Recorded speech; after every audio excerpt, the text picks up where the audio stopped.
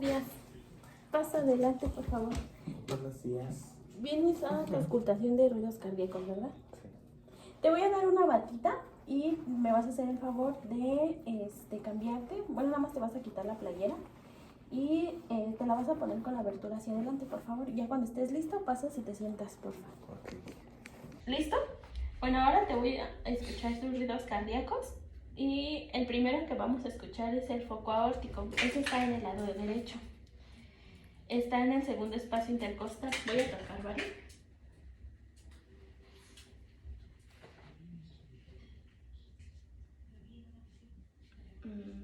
Ahora vamos a escuchar el foco pulmonar, que es este en el segundo espacio intercostal, pero del lado izquierdo. No hagas eso. Respira bien, por favor. Y ahora vamos a escuchar el tercer ruido, que es esta en el tercer espacio, en el cuarto espacio intercostal, y ese es el foco tricuspideo.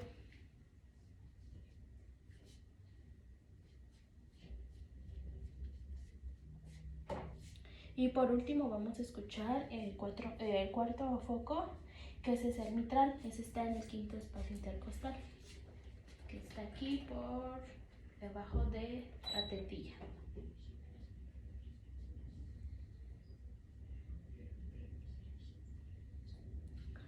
Listo. Pues al parecer tu corazón está muy bien. Si hubiéramos escuchado Bueno, para empezar, el primero y el segundo foco, esos son los que encontraremos normales, o sea, los ruidos normales. Ya si en el cuarto, en el quinto foco, ahí se pueden escuchar los patológicos, por ejemplo, si llegaras a tener un soplo o algo así. Pero yo escucho muy bien tu corazón, no hay ningún ruido anormal. Bueno, eso ya sería todo. No sé si tengas alguna duda o alguna pregunta de lo que te mencioné. No, gracias. ¿Ninguna? No. Bueno, entonces ya te puedes pasar a cambiar y ahorita ya el médico viene. Gracias. Hasta luego.